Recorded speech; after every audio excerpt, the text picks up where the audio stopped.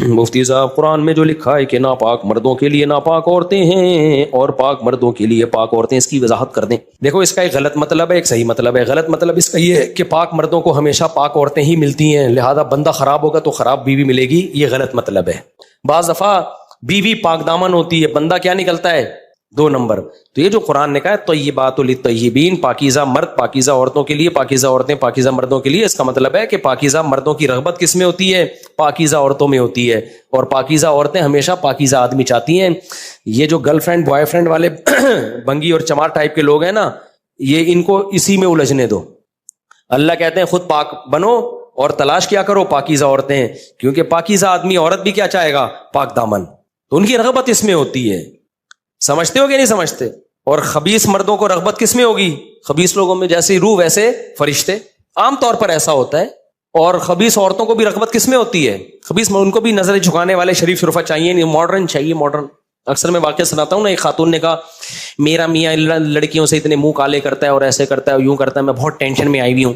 میں نے کہا جب تیرے میاں کے بجائے جب تیرے لیے کوئی رشتے، ایسے تو نہیں میں نے کہا، یعنی دل چاہ رہا تھا کہ ان کو یوں کہوں، لیکن میں نے ان کو اتنا تو کہا، میں نے کہا آپ کے لیے جب رشتے آئے ہوں گے نا، ٹوپی والے داڑھی والے نظر جھکا کے بیٹھے ہوئے ادھر ادھر دیکھتے نہیں ہیں، ویسے تو ٹوپی داڑھی والے پہ بڑی بڑی فلمیں چل رہی ہیں آج کل، خالی ٹوپی داڑھی سے کبھی متاثر مت ہو، بڑی بڑی فلموں نے ٹوپیاں بھی پہنی ہوئی ہیں، داڑیاں بھی رکھی ہوئی ہیں، ان کے ساتھ معاملات کرو، آدمی کہتا ہے ابے بھائی بہت پہنچی ہوئی چیز ہے یار، لیکن شریف شرفا تبلیغ میں وقت لگا ہوا ہے، علماء سے تعلق ہے اور حلال حرام کا فرق کرتا ہے۔ میں نے کہا ایسا کوئی رشتہ آیا ہوگا تو آپ نے فنڈامنٹلی سمجھ کے ریجیکٹ کر دیا ہوگا۔ ہمیں ماڈرن چاہیے، ہمیں کیا چاہیے؟ ماڈرن۔ رشتہ لینے آئے تو جینز میں آئے اور ٹی شرٹ پہنی ہوئی ہو، اس نے پوری شرٹ ہمیں نہیں چاہیے، ہمیں اس طرح کیپ پہنا ہوا ہو، کالا چشمہ، اندھیرے میں بھی کالا چشمہ لگایا ہوا اس نے، ہم نے بھی لگایا تھا لیکن دھوپ ہو رہی تھی، بلا وجہ نہیں لگایا جاتا، تو وہ اندھیرے میں بھی کالا چشمہ لگا کے آئے، اور اگر چڈی بنیان میں آئے تو ویل ڈن، بہترین رشتہ ہے یہ، کیونکہ بہت براڈ مائنڈیڈ، چونکہ یہ ہمیں بھی پورے کپڑے پھر نہیں پہنائے گا۔ میں نے کہا جب آپ کے لیے کوئی اس طرح کا مولانا ٹائپ کا یا نیک شریف شرفا نماز روزے والا آیا ہوگا تو آپ نے کہا ہوگا نہیں ہمیں ماڈرن لائف چاہیے۔ اس خاتون نے کہا بالکل ایسا ہی ہے۔ اچھا، لوگ مجھے کہتے ہیں مفتی صاحب فرضی واقعات ٹیلی فونوں کے سنا رہے ہوتے ہیں، آپ کیوں کسی پہ الزام لگا رہے ہو؟ یہ میں فرضی نہیں سنا رہا، یہ میں سچی مچی کے سنا رہا ہوں، میں فرضی نہیں سناتا ایسے واقعات۔ کہتے کہانیاں سناتا رہتا بیٹھ کے، کہانیاں نہیں، واقعات سنا رہا ہوں جو ہو رہے ہیں سوسائٹی میں چل رہے ہیں۔ تو انہوں نے کہا کہ میں نے کہا کوئی ماڈرن شاڈرن، آپ نے کہا ہوگا ہمیں یہ نہیں ٹوپی والا نہیں چاہیے، ماڈرن چاہیے۔ انہوں نے کہا ہاں ہم تو یہی تھے۔ میں نے کہا مل گیا ماڈرن؟ ماڈرن تو پھر ایسے ہی ہوتے ہیں۔ ماڈرن کیسا ہوتا ہے؟ وہ کہتا ہے بھائی کیا ہوا، دیکھ لیا تو کیا ہو گیا، وہ آپ کو بھی پردہ نہیں کرائے گا اور خود بھی گھومے گا، تو ماڈرن ہوتا ہے۔ میں نے کہا ماڈرن مل گیا آپ کو، اب لائف کو آپ نے کیا کرنا ہے؟ انجوائے۔ یہ چھچوری پنے والی باتیں اتنا زیادہ ڈیٹیل میں نہیں اس کو میں نے بتایا، اس سے تو میں نے تمیز سے بات کی، لیکن دل چاہ رہا تھا اس طرح سے بتاؤں کہ اب یہ چھچوری باتیں چھوڑ دو، فلانی انٹی کو دیکھا، یہ چھچور ہم غریبوں انڈا موڑ والوں کا کام ہے، غریبوں کا، جن کے گٹر بہ رہے ہیں، یہ انگریزوں میں نہیں ہے۔ انگریزوں میں کسی کو دیکھ لیا، دیکھنا بھی، وہ ان کو گلے ملتے ہیں، کسنگ وسنگ بھی چلتی ہے، کچھ بھی نہیں ہوتا۔ کہ براڈ مائنڈیڈ، یہ گھٹیا لوگوں کے گھٹیا مسائل ہیں، یہ غریبوں کے مسائل ہیں۔ اس کی بیوی دیکھ لی اور پھر اس کو یوں کیوں دیکھ لیا، اس کو ادھر کیوں دیکھ لیا۔ میں نے کہا کیا خاتون آپ کو شرم نہیں آتی؟ غریبوں والی باتیں کر رہی ہو آپ۔ اور اس کا حل یہی ہے کہ آپ بھی لائف کو انجوائے کریں۔ آپ وسیم سے ملیں، جمشید سے ملیں، کیا خیال ہے؟ آپ کا شوہر بولے بیگم یہ کیا کر رہی ہو، تو کوئی بات نہیں، جب تم گل چمن سے مل سکتے ہو، تم مسرت سے مل سکتے ہو، تم شاہین سے مل سکتے ہو، تو میں نے اگر جمشید سے مصافحہ کر لیا تو کیا ہو گیا اس میں؟ میں نے کہا دونوں لائف کو کیا کریں؟ انجوائے۔ سمجھ رہے ہو؟ یہ حال ہوگا، اس سے ہم غریب اچھے میرے بھائی، کیا خیال ہے؟ اس سے ہم کیا ہے؟ غریب اچھے۔ تو اس لیے خواتین سے کہتا ہوں بوائے فرینڈ کے اصول الگ ہوتے ہیں، ہسبینڈ کے اصول بولو الگ ہوتے ہیں۔ ہسبینڈ دیکھو تمیز ہے انسان کا بچہ، اور 2-3 شادیوں والا زیادہ اچھا ہسبینڈ ہے، یہ بھی آپ کو بتا دوں میں، کیونکہ وہ 2 گھر آلریڈی چلا رہا ہے، اس نے تو تجربہ کر کے دیکھ لیا کہ 2 بیویاں 3 بیویاں چلا سکتا ہے وہ، تو چوتھی والے کو تو آنکھ بند کر کے دیا کرو۔ میری تو 4 ہو گئی ہیں تو میں اپنے آپ کو فیور نہیں کر رہا، چوتھی والے کو تو آنکھ بند کرے بھائی، جو 3 گھر چلا رہا ہے اتنے سالوں سے، چوتھا بھی چلا لے گا وہ۔ خواتین کو نفرت اتنی ہے دوسری شادی والوں سے، نہیں ہم دوسری، میاں اپنا ہی ہونا چاہیے۔ اب دیکھ لیا اپنا دیکھ لیا نا کیسا نکلا وہ اکیلا اکلوتا اپنا، وہ تو بیویوں سے اس کے تعلقات ہیں، اپنا کہاں ہے؟ تو اس لیے بہرحال آپ دوسری والی کی بیوی نہ بنے، لیکن پہلی والے میں دیکھیں کہ وہ سمجھدار ہے، اس کے ٹوپی کبھی کبھار تو پہنے نا ٹوپی، اتنا بھی کلچر سے دشمنی، جمعے کے دن بھی ٹوپی نہیں پہن رہا، اس کا مطلب یہ گوروں کی طرف اس کا میلان زیادہ ہے۔ جمعے کو نہا دھو کے نماز پڑھنے جاتا ہو, عید بقرعید پہ نہا دھو کے جاتا ہو, کبھی کبھار قربانی کرتا ہو, یہ تھوڑا سا اس میں مذہب کا ٹچ اگر نہیں آ رہا تو پھر بھائی اس کے لیے جمشید, آپ کے لیے جمشید اور وسیم برابر, اور اس کے لیے نوشین اور فرحت برابر ہے. تو خواتین بہت غصہ کرتی ہیں, ایسی باتیں کرتا کیوں ہے, جب بھگتو گی نا تو پتہ چلے گا. وہ لوگ بالکل صحیح کہہ رہا تھا. اچھا میرے بھائی, اپنی بچیوں کے لیے بھی داماد انسان کا بچہ تلاش کیا کرو. رشتہ لینے کے لیے ادھورے کپڑے پہن کے آ رہا ہے نا, بولے تو ابھی اتنا بدتمیز ہے, بعد میں کیا نکلے گا تو. رشتہ لینے آئے نا تو کچھ پراپر ڈریس ہونا چاہیے اس کا. ایک صاحب نے بتایا, ہم یو ایس اے میں تھے تو رشتے کی بات چلی, لڑکا چڈی میں نا باہر کہیں والی بال کھیل رہا تھا چڈی پہن کے.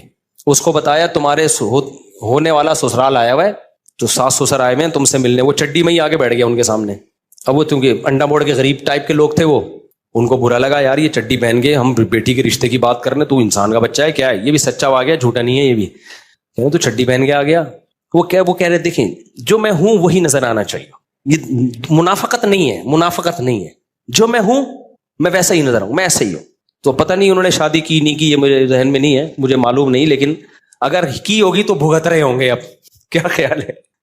تو انسان کے بچوں کو اپنی بیٹیاں دیا کرو, تھوڑا دیکھا کرو, شریف آدمی ہے, نظریں جھکانے والا ہے. آتے ہی سالیوں کو جھانک تانک تو نہیں شروع کر دی اس نے.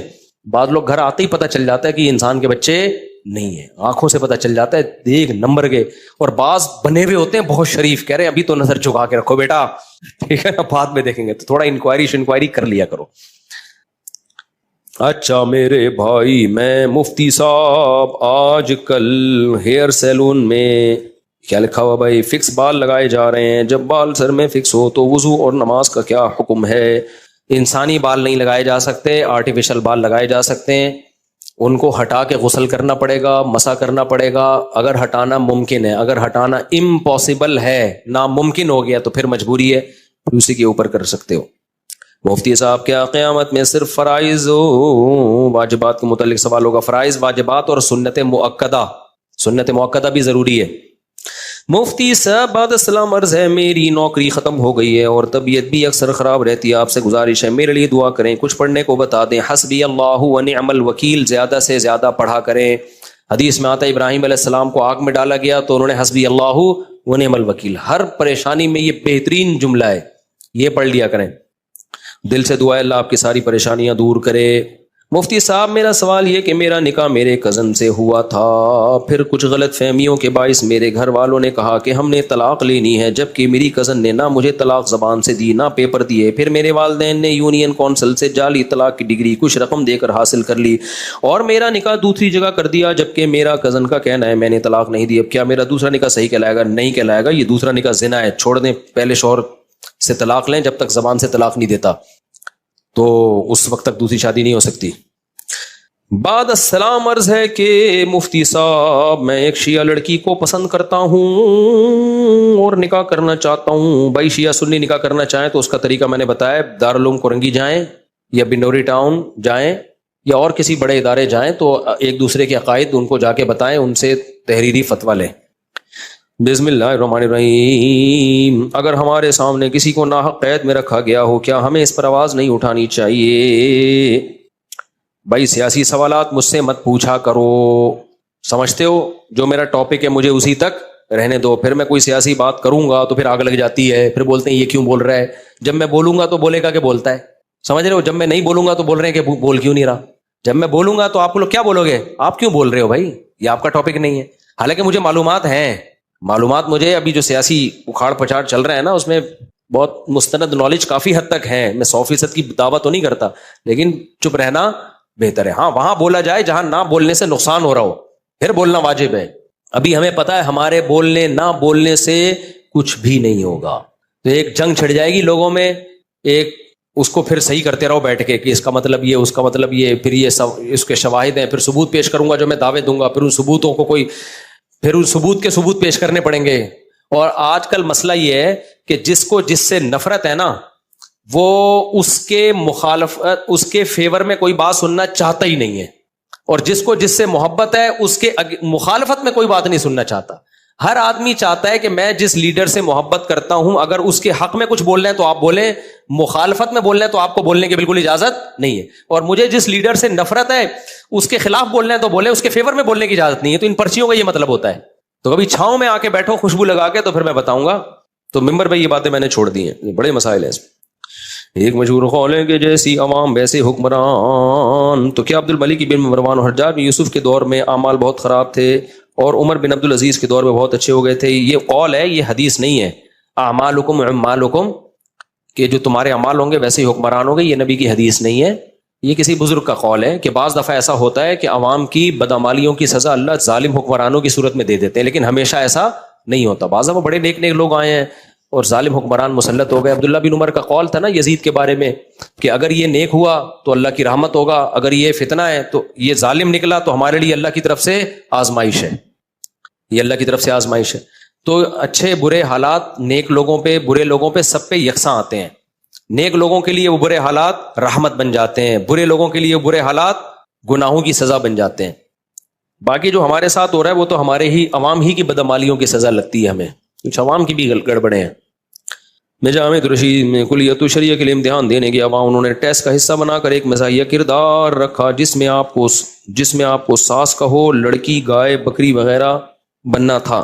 آپ ساس, بہو, لکڑی, ایک مزاحیہ کردار رکھا جس میں آپ کو ساس, بہو, لڑکی, گائے, بکری وغیرہ بننا تھا. اس میں شرکت ضروری تھی. یہ جامعہ والے عالم بنا رہے ہیں, مسخرہ بنا رہے ہیں.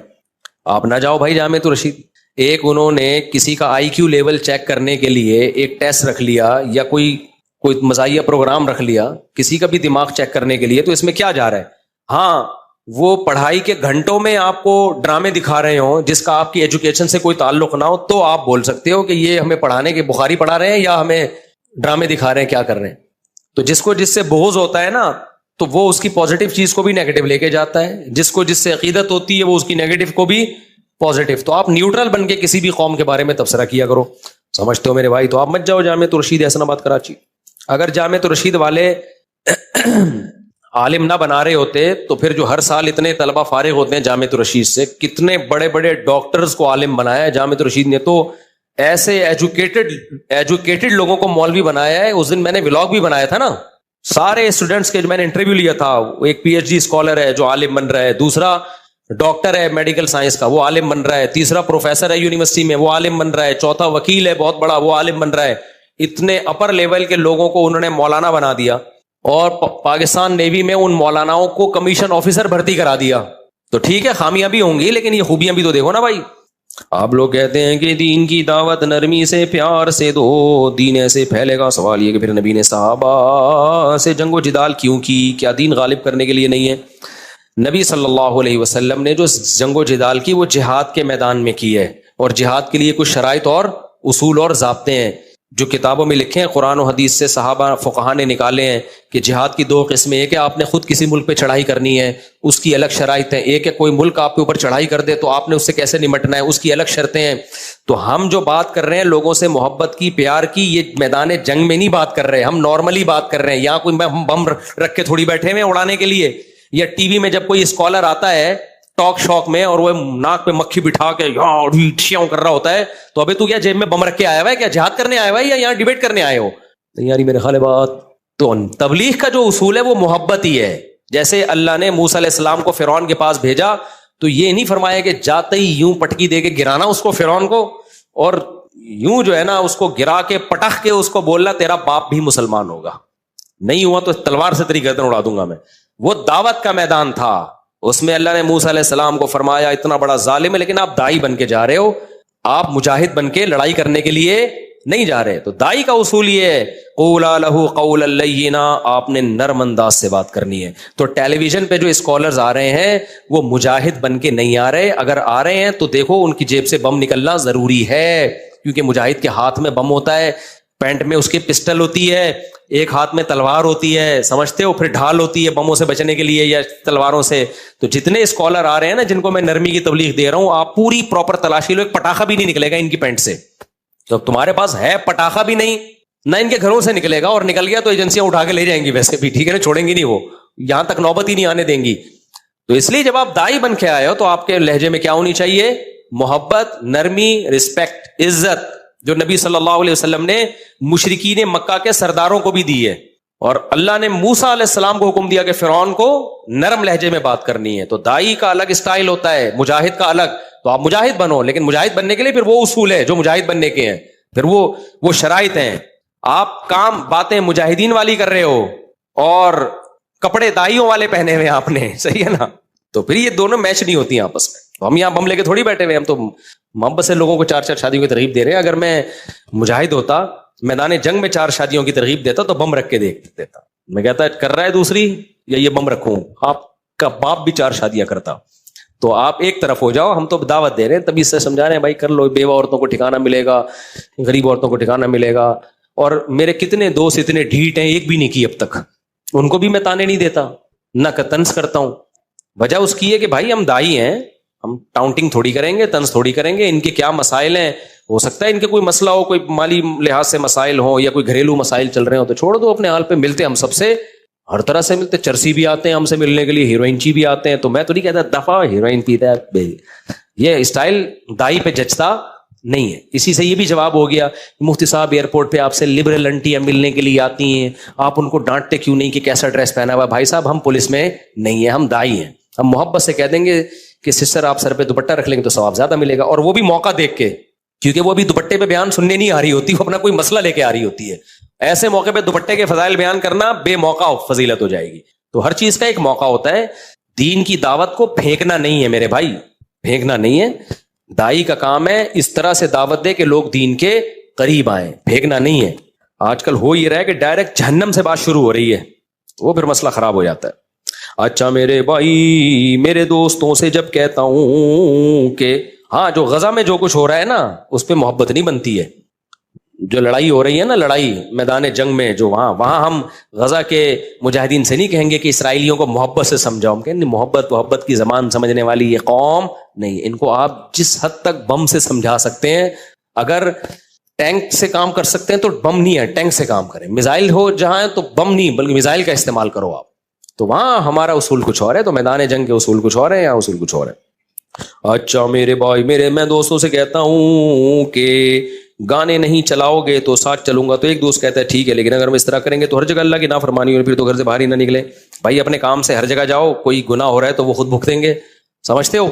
نافرمانی والی جگہ پہ بلا ضرورت جانا جائز نہیں ہے. کوئی ضرورت ہو تو اب دیکھو ایک آدمی شراب خانے میں گھسا ہوا ہے، شراب پہ چل رہی ہیں، میوزک چل رہا ہے، لڑکیاں ناچ رہی ہیں، یہ وہاں ٹانگ پہ ٹانگ رکھ کے بیٹھا ہوا ہے، کہہ رہے ہیں میں تو ویسے ہی آیا ہوں. ہم اس کو منع کریں گے؟ ناجائز جگہ پہ بیٹھنا کیا ہے؟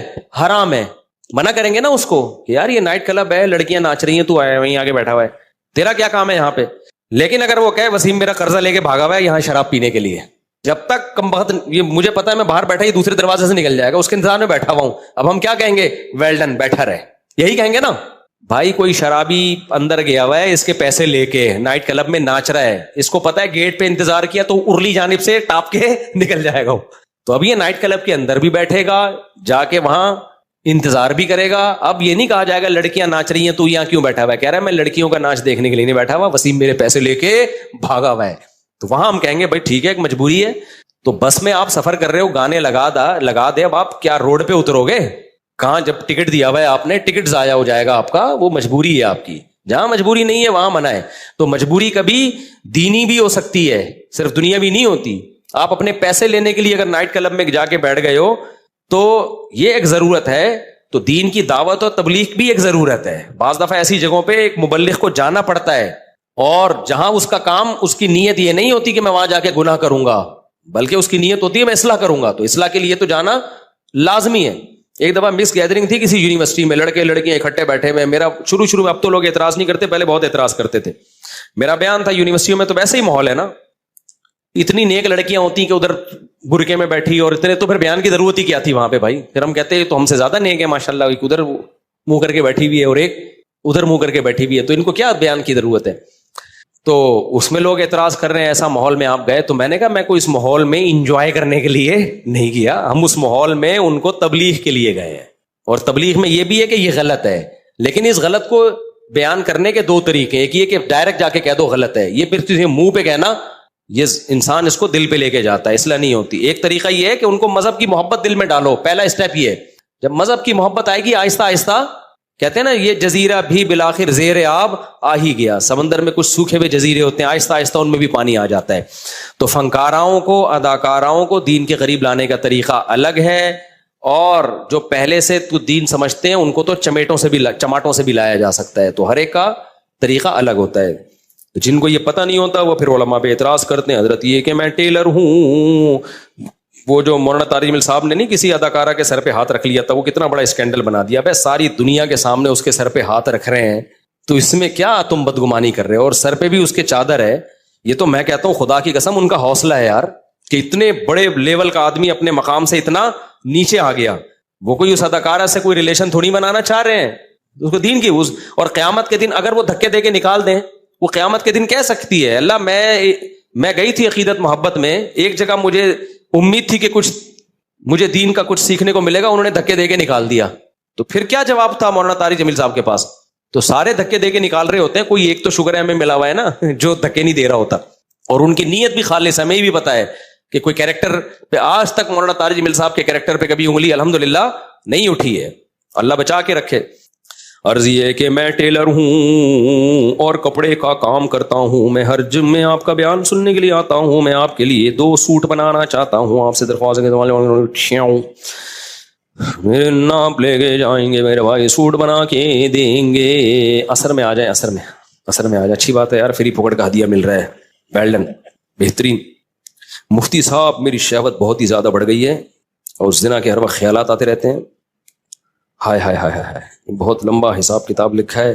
دیکھو باغی بن کے شادی کرو، باغی بن کے نکاح کرو، کر کے بتاؤ سوسائٹی کی ایسی کی تیسی. اگر سورس آف انکم نہیں ہے تو اس نیت سے کمانا شروع کرو کہ شادی کروں گا، اللہ مدد کرے گا. اور کسی چیز میں آر محسوس نہ کرو. ٹماٹر کی ریڈی لگانی ہو ریڈی لگا لو، اللہ دیکھنا کیسی برکت دے گا. آپ کا ایک وقت پہ ٹماٹروں کا بزنس ہوگا، سمجھ رہے ہو.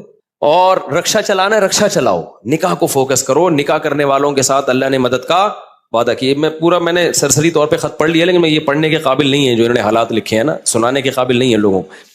تو اس لیے آپ نکاح کو فوکس کرو، اللہ کی مدد انشاءاللہ آپ کے ساتھ ہوگی. ماں باپ سے پوچھ کے جو شادی کرتا ہے بہت بڑا بے وقوف ہے، اس کو بے وقوفی کا ایوارڈ ملنا چاہیے.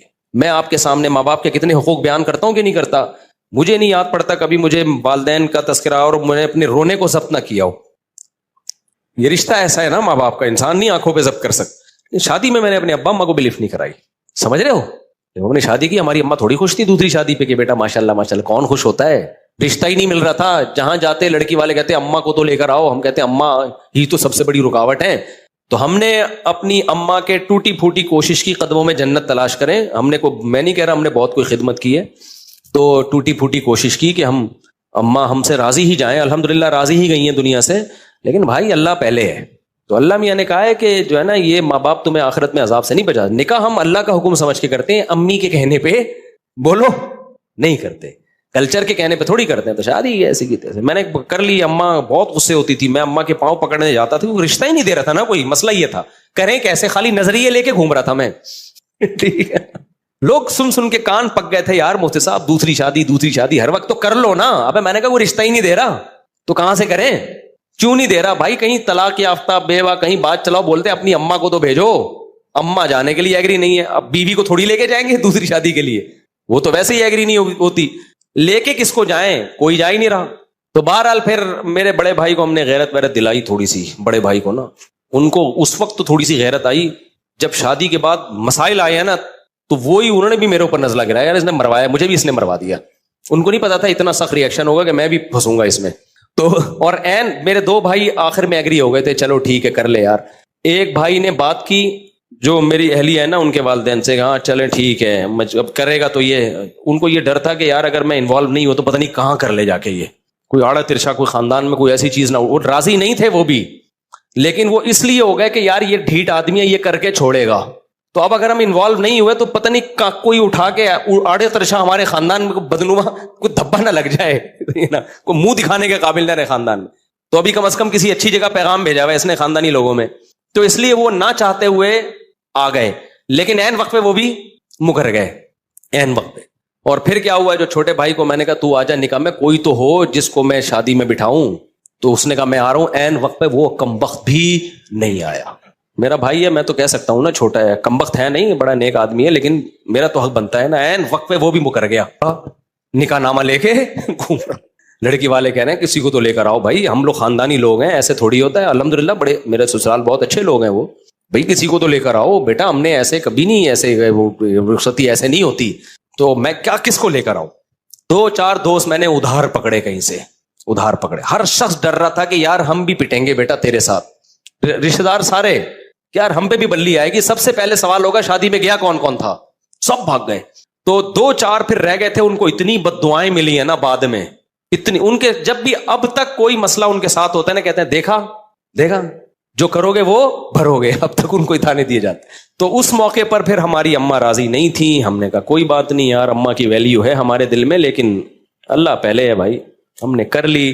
15 دن کے بعد اماں کو پتہ چلا، میں جب اپنے گھر آیا تو مجھے گھر میں گھر کی مستورات کے رونے دھونے کی ایسے آوازیں آ رہی تھی جیسے گھر میں کسی کا جنازہ ہو گیا ہو، میری والدہ بھی رو رہی ہیں، سب بہنیں بھی رو رہی ہیں، ہائے یہ اب شادی ہوئی ہے یار، چلو بیوی روئے سمجھ میں آتا ہے، اس پہ سوکن آئی ہے نا، سارے ہی رو رہے ہیں۔ پڑوسنوں کو پتہ چلا، ہائے ہائے ہائے ہائے ہائے اس مولوی نے ہائے ہائے کیا کر دیا، پڑوسی برے بن گئے میرے لیے سب، جس کو ابھی تو ماحول بن گیا ہے، ابھی تو ماحول بن گیا ہے، جب میں نے کیا تھا ماحول نہیں بنا ہوا تھا، لوگ اچھمبے کی نظر، بھائی یہ کیا ہو گیا۔ پھر وہی میں مشہور قصہ ہے، میرے پر اتنا دباؤ آیا نا، اتنا دباؤ، میں گریبان کھول کے ایسے گھوم رہا تھا جیسے موسٹ وانٹڈ، اور میرے سسر بڑے پاورفل تھے، کمزور نہیں تھے، ابھی ان کے زیادہ ڈیٹیل میں نہیں جاتا میں، اور جو ہے بہت کچھ تھا، بھی کیا بتاؤں یار، اچھا نہیں ہے نا، پھر وہ لوگ بھی بولیں گے وہ تو کیا کر رہا ہے۔ تو یہاں تک ہوا کہ پھر میں استاذ محترم حضرت مفتی ابو لبابہ صاحب کے پاس گیا، اتنا ٹینشن میں تھا میں نے کہا، انہوں نے کہا کیوں آئے ہو، پہلے کبھی اس سلسلے میں حاضر ہوئے نہیں کسی غم میں، تو میں نے کہا دوسری شادی میں نے کی ہے، بہت ٹینشن ہے یار، بہت دباؤ ہے میرے اوپر، میں کیا کروں۔ انہوں نے لفٹ ہی نہیں کرائی مجھے، وہ گئے دوسرے کمرے میں، کسی شاگرد سے بولا، میرے کلاس فیلو سے بولا، اس کو جا کے بولو ہم بے وقوف ہیں، اس کی صحت دیکھو، میں بہت دبلا پتلا تھا، میں بہت باریک سا تھا، اب تو میں کافی ہیلدی ہو گیا ہوں، میں بہت ہی دبلا تھا، 60 کلو میرا وزن تھا، اور مالی حالات بھی کوئی بہت اچھے نہیں تھے۔ انہوں نے کہا ہم پہ پیسہ بھی زیادہ ہے، ہماری صحت بھی اچھی ہے، ہمیں سنتیں پوری کرنے کا خیال نہیں آ رہا اس کو دیکھو۔ اور اب آیا روتا ہوا، رو نہیں رہا تھا، یعنی صورت میری رونے والی بنی ہوئی تھی۔ پھر مجھے کہنے لگے، اس شاگرد سے کہا، مجھے ڈائریکٹ کہا بھی نہیں، لفٹ نہیں کرائی گئی، کیونکہ یہ کیس ہی ایسا ہی نہیں ہے کہ اس میں کوئی کیس بنتا ہی نہیں ہے، یہ تو تم نے خود حماقت کی ہے۔ پھر کہنے لگے اس شاگرد سے کہ اس کو جا کے بولو، کچھ لوگ جو ہے شہد کے چھتے میں ہاتھ ڈال کے ڈائریکٹ شہد کھا رہے ہوتے ہیں، اور بولتے ہیں مکھیاں کاٹ کی ہو رہی ہیں، اور یہ شہد کے چھتے میں منہ دے کے شہد پی رہا ہے اور بول رہا ہے کہ مکھیاں کیوں کاٹ رہی ہیں۔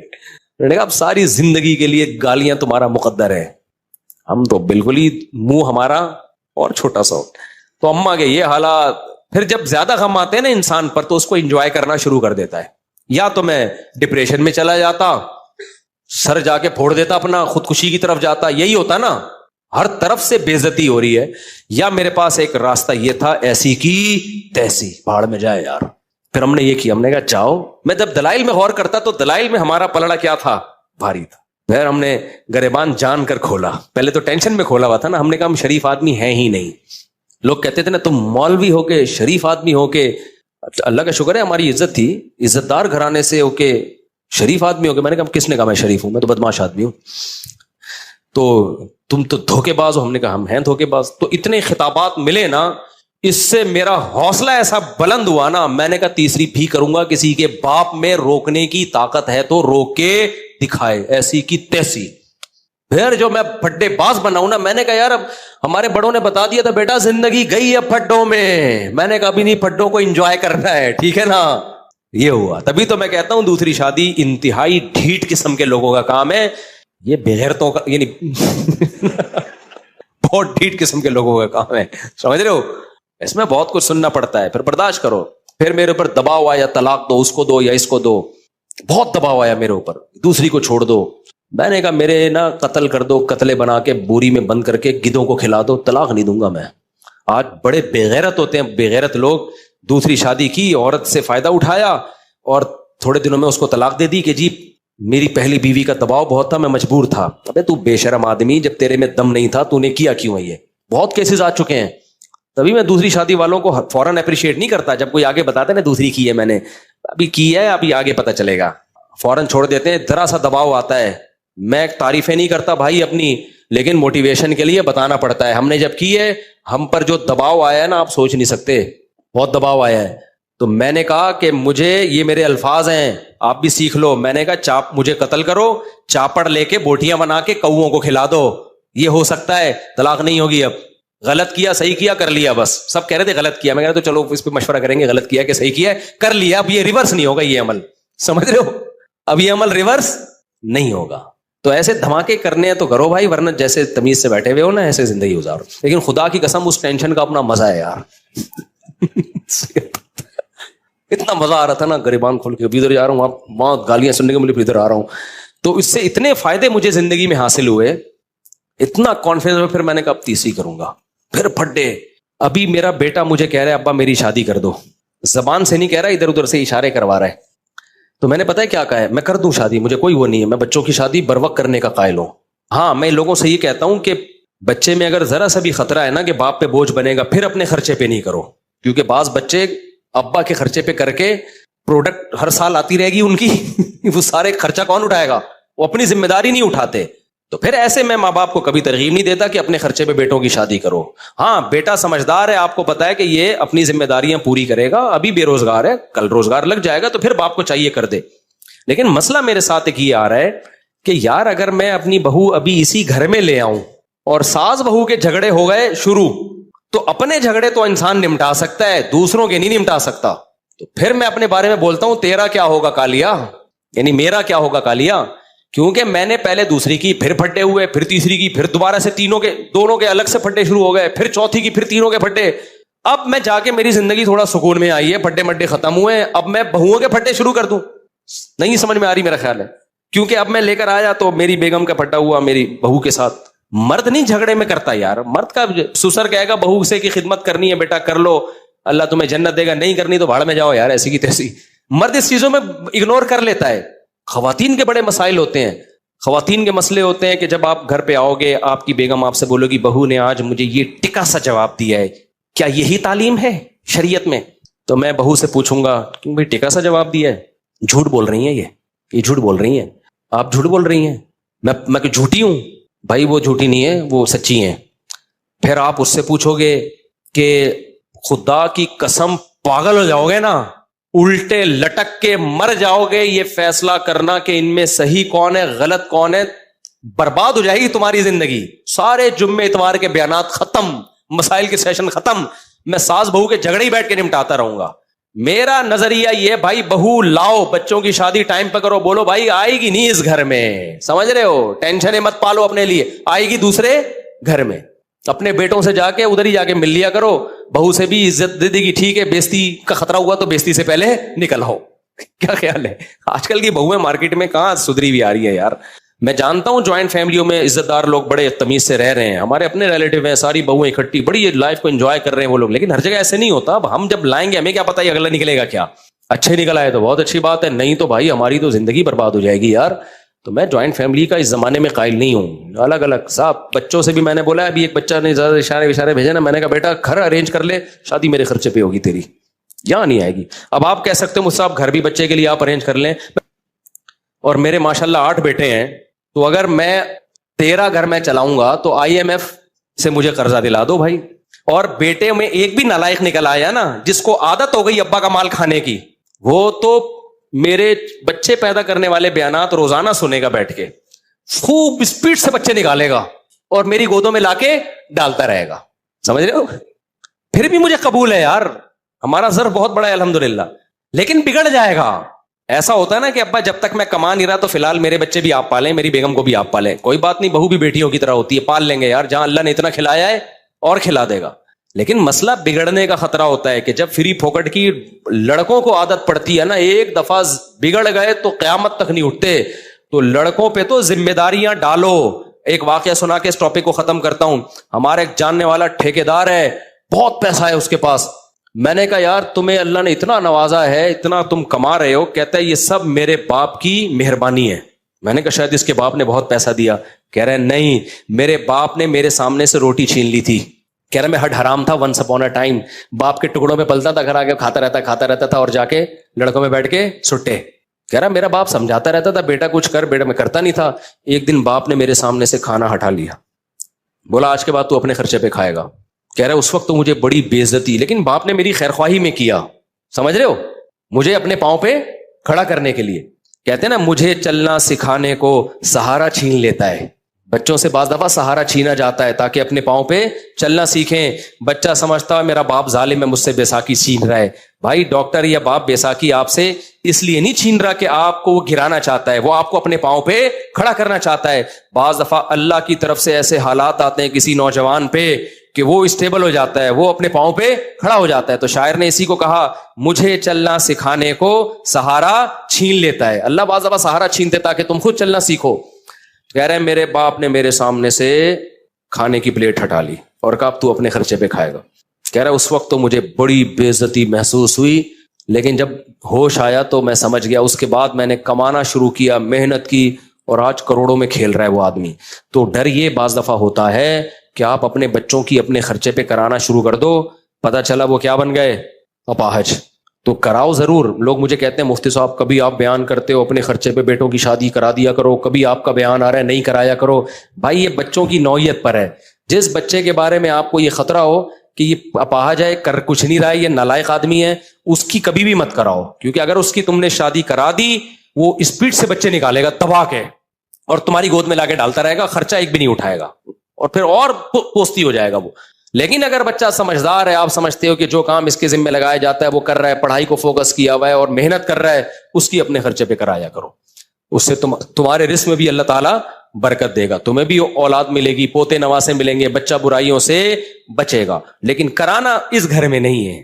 بیٹا بڑا ہو، چل بھائی دوسرے گھر میں بہو آئے گی، اپنے لیے ٹینشنیں مت پالو۔ بہت خطرناک لڑائیاں ہوتی ہیں عورتوں کی، اور ان لڑائیوں میں انسان کی ایسی کی تیسی ہو جاتی۔ اپنی لڑائیوں انسان کو پتہ چل جاتا ہے کہ میں نے کیا کرنا ہے اپنی لڑائی میں یہی ہے کہ شکست مان کے قبول کر لینا ہے، وہ دب جائے گی۔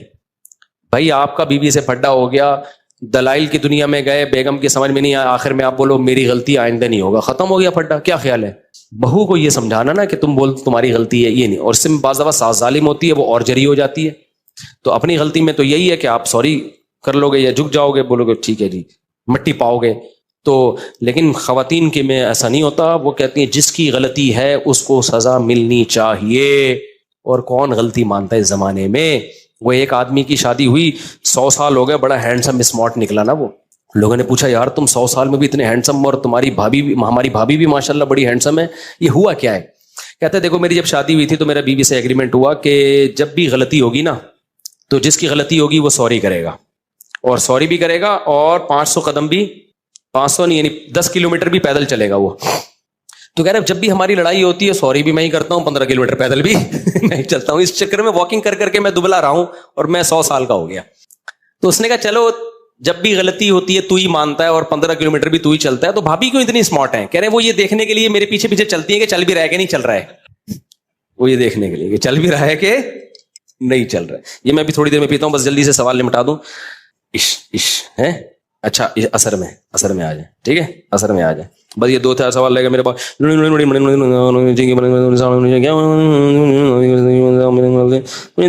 اس کی روٹیاں توڑ رہا ہوں، اور جب میں گانے کی بات کرتا ہوں بولتے ہیں کہ بھی پڑھائی میں دھیان دو۔ مفتی صاحب کیا بالغ بچے جن کی عمر 17-19 سال تک ہوتی ہے وہ ماں باپ سے پوچھے بغیر نوکری کر سکتے ہیں؟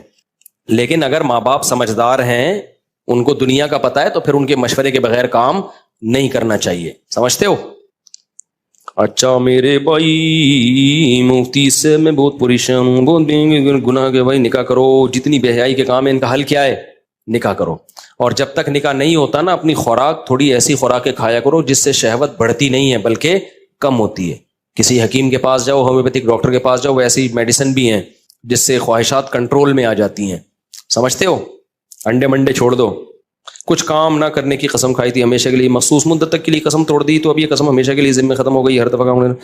بھائی اگر قسم یہ کھائی تھی کہ جب بھی میں یہ کام کروں گا تو کلما کے ساتھ یعنی ہمیشہ کے لیے، تو پھر جب بھی قسم وہ کام کرو گے قسم ٹوٹے گی۔ اور اگر یوں کہا تھا اگر میں اللہ کی قسم اٹھا کے کہتا ہوں میں یہ کام نہیں کروں گا، تو ایک دفعہ کرنے سے قسم ختم، دوبارہ کرنے سے کفارہ لازم نہیں ہوگا. جب یزید ابن معاویہ کی قیادت دوسرے عالم اور صحابہ کو اطمینان نہیں تھا اور دوسرا اس سے موروثیت کا سلسلہ چل پڑنے کا خطرہ تھا وہی ہوا بھی, تو اتنی واضح صورت میں یزید کو امیر بنانا حضرت معاویہ پر اعتراض و الزام کا دروازہ تو کھل گیا نا. دیکھو بعض دفعہ انسان کے سامنے احون البلیتین, دو شر میں سے کم درجے کے شر کو اختیار کرنا پڑتا ہے. ہم روز مرہ دیکھ رہے ہوتے ہیں, ہمیں پتا ہوتا ہے کہ یہ شخص حکومت کا اہل نہیں ہے لیکن اس کے پاس پاور ہے, اگر یعنی اس پہ لوگ جمع ہو سکتے ہیں, اور یہ حکومت کا اہل ہے مگر پاورفل نہیں ہے, اس پہ لوگ جمع نہیں ہو سکیں گے, امت منتشر ہو جائے گی. ایسی صورت میں موروثی وہ غیر موروثی سے زیادہ بہتر ہوتی ہے. سعودی عرب کو دیکھ لو, سعودی عرب میں موروثی ہے یا غیر موروثی ہے حکومت؟ بولو نا, موروثی ہے نا, باپ دادے چلے آ رہے ہیں. اب وہاں پہ کوئی یہ کہے کہ یہ موروثی حکومت ہے کہ بادشاہ کے بعد اس کا بیٹا بن رہا ہے, میں اس نظام کو نہیں مانتا, تو کیا ہوگا؟ سعودی عرب میں تلواریں چلیں گی اور بغاوت ہوگی, خون خرابہ ہوگا, مکہ مدینہ ہمارے ہاتھ سے نکل جائے گا, یہ نیٹو کی افواج آ جائیں گی, امریکہ تو پہلے ہی سمندروں پہ قبضہ کر چکا ہے وہاں پہ. تو اس میں کیا ہوتا ہے, بادشاہ نامزد کر دیتا ہے میرا چاچا, میرا ماموں, میرا بھائی, تو ایک غلط ہے لیکن وہ غلط کیا جاتا ہے بڑے غلط سے بچنے کے لیے. تو شریعت کا یہ مزاج ہے کہ پورا صحیح دنیا میں کوئی نہیں ہوتا, ہمیشہ ایک بڑی خرابی سے بچنے کے لیے چھوٹی خرابی کو برداشت. حضرت معاویہ رضی اللہ تعالیٰ عنہ کو یہ معلوم تھا کہ میں اپنے بیٹے کو بنا کے جا رہا ہوں, اس سے موروثیت آئے گی, لیکن عین ممکن ہے ان کے پاس دوسرا آپشن نہ ہو کہ اگر میں نے ایسے ہی چھوڑ دیا الیکشن کروا دو تو اتنا بڑا فتنہ کھڑا ہوگا, لوگ جمع نہیں ہوں گے کسی ایک پہ, اور تلواریں چلیں گی, لڑائیاں ہوں گی. تو صحابی رسول کے پیش نظر کیا تھا وہ تو وہی جانتے ہیں. ہم اتنا جانتے ہیں کہ سیدنا معاویہ کی نیت غلط نہیں تھی. تو بہت ساری چیزیں ہوتی ہیں, بعض دفعہ انسان اپنے بیٹے کو بنا دیتا ہے, اس کو پتا ہے کہ لوگ اس پہ جمع ہو رہے ہیں, اور یہ یا اتنا پاورفل ہے کہ یہ تلوار کی طاقت سے لوگوں کو جمع کر دے گا کسی ایک ٹاسک پہ, یعنی کافر کے خلاف ہم متحد ہو جائیں گے. اس کی میں ایک آسان مثال دیتا ہوں. علماء نے یہ لکھا ہے کہ جو جنگی کمانڈر ہوتا ہے نا, آپ کے پاس جنگ میں کمانڈر بنانے کے لیے دو آپشن ہے. ایک کمانڈر ہے پاورفل, جنگیں لڑنا جانتا ہے, اور ایک ہے پاورفل نہیں ہے لیکن نیک بہت ہے, وہ نیک بہت ہے. عقیدے کی کتابوں میں لکھا ہے کہ جو نیک نہیں ہے نا اس کو بنایا جائے گا, کیونکہ اس آدمی کی نیکی اس کو ذاتی فائدہ پہنچائے گی, اجتماعی سطح پہ یہ امت کی ایسی کی تیسی کر دے گا یہ, کیونکہ نیک تو ہے لیکن پاورفل نہیں ہے. تو بہت ساری چیزیں ہو سکتی ہے حضرت معاویہ کے پیش نظر. دوسری بات یہ کہ حضرت معاویہ عالم الغیب نہیں تھے. یزید پہ جو الزامات لگائے جاتے ہیں, آج ہم دیکھتے ہیں کتنے لوگ اپنے بچوں کی تربیت کرتے ہیں, سب کچھ ہے, بیٹا بعد میں نالائق نکلتا ہے. ان کو تھوڑی پتا تھا میں یزید پہ نہ الزام لگا رہا ہوں نہ اس کو بری کر رہا ہوں, یہ ایک نیا ٹاپک, الگ ٹاپک ہے. لیکن حضرت معاویہ کے بارے میں کوئی یہ ثابت کر کے دکھائے کہ ان کو پتا تھا کہ یزید غلط ہے اور پھر بھی انہوں نے بنا دیا, یہ کوئی ثابت نہیں کر سکتا. ہم بعض دفعہ سلیکشن کر کے کسی کو وزیر اعظم بناتے ہیں, بعد میں لوگ خود سارے مل کے اسے برا بھلا کہہ رہے ہوتے ہیں. تو جب لوگوں سے کہا جائے تم اسے برا بھلا کیوں کہہ رہے ہو, تو لوگ کیا کہتے ہیں, بھائی ہمیں تھوڑی پتا تھا کہ یہ ایسا نکلے گا. تو جب ہم سے اجتہادی غلطی ہو سکتی ہے تو سیدنا معاویہ سے اجتہادی غلطی نہیں ہو سکتی کیا؟ تو ان کی نیت پہ شک نہیں کیا جا سکتا, انہوں نے جو کیا امت کی خیر خواہی کو سامنے رکھ کے کیا ہے. اچھا میرے بھائی, بڑی ان کو پتا تھا اگر نہیں بنایا تو پھر یہ تلواریں دوبارہ سے چلیں گی اور پھر کوئی بنے گا ہی نہیں, یہ لڑتے رہیں گے 200, 250, 300, 700, 500 سال تک کوئی ایک امیر بن نہیں پائے گا. اور جو ایک